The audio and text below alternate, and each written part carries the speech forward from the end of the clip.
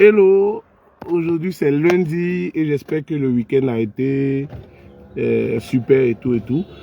Alors rapidement, je vais pas être long aujourd'hui, juste poser quelques questions. Alors, selon vous, combien est-ce qu'il faut pour démarrer en bourse? Donc je vais vous donner quelques montants, vous allez me dire en commentaire 1 million, 50 millions, 500 000, 50 000. Alors, dites-moi en commentaire, selon vous, combien est-ce qu'il faut pour démarrer en bourse?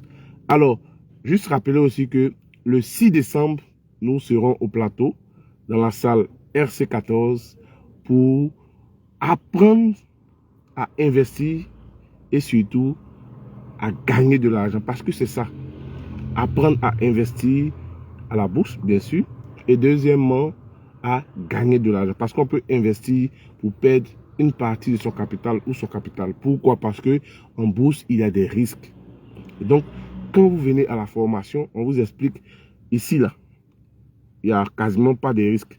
Ici, il y a un peu de risques. Ici, c'est risqué. Donc, vous avez toutes les formations et en fonction de votre profil, parce qu'il y a d'autres qui ont très peur du risque, on les oriente où il n'y a quasiment pas de risques.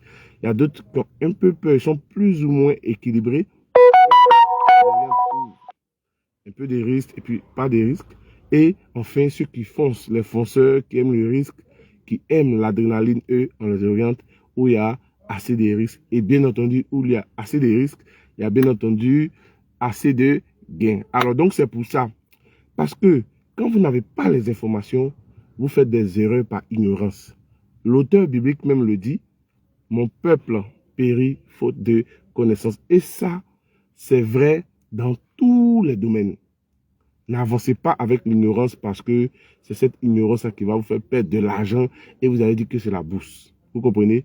Le peuple périt faute de connaissance. Donc c'est avec cette citation biblique que je vous laisse et je vous souhaite une excellente semaine. Que Dieu vous bénisse, paix et bien dans vos finances personnelles et paix et bien dans votre cœur.